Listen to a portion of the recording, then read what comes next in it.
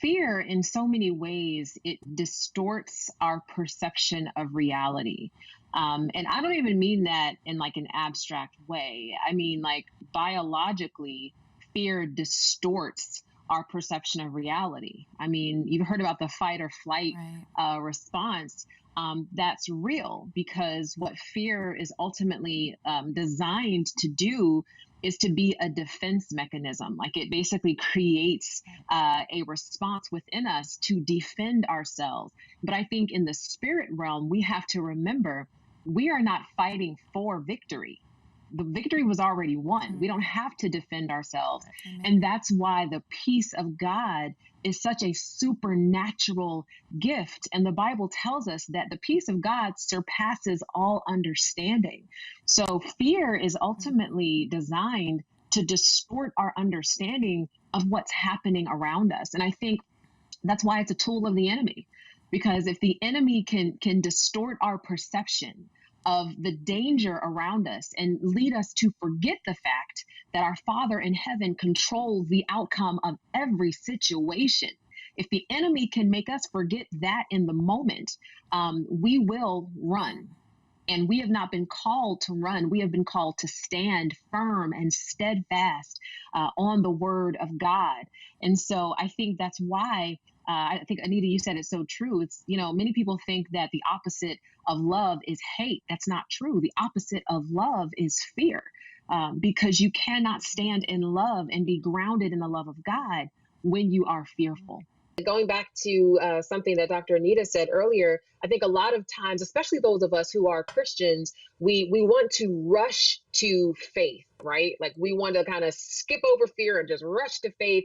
And I think the challenge with that is it's not realistic. Like we have to give ourselves the grace to realize that embedded within this flesh are frailties. Embedded within this flesh are deficiencies. And what that means is we can love God, we can know the word of God, and yet there are going to come points where we are gripped with fear. But it gets back to what you said, Holly.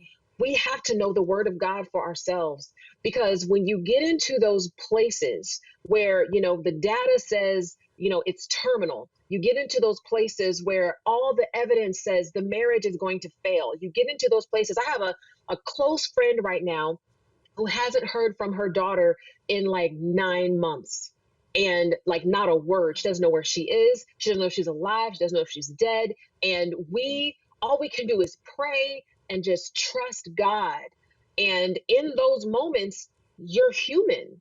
You're human, but you have to have the word of God in you before you get into those moments. And that's where I think we miss it sometimes. Sometimes, we get in the moment and we're like, oh, I need the Lord, but you have no word in you to stand on because you haven't actually taken the time to get to know him before you were in the trial.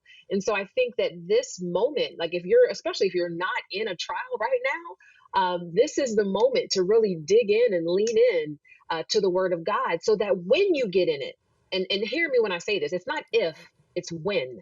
When you get in it, you will have a foundation to stand on. And that's why we need the word of God embedded within us. The last thing I will say is I heard it defined many years ago. I heard fear defined as false evidence appearing real. I think that when we are confronted with a situation that attacks our faith in God, you have to have the word on the inside of you, or else the false evidence will become the truth for you instead of the word of God. Hi everybody, I hope you enjoyed this video.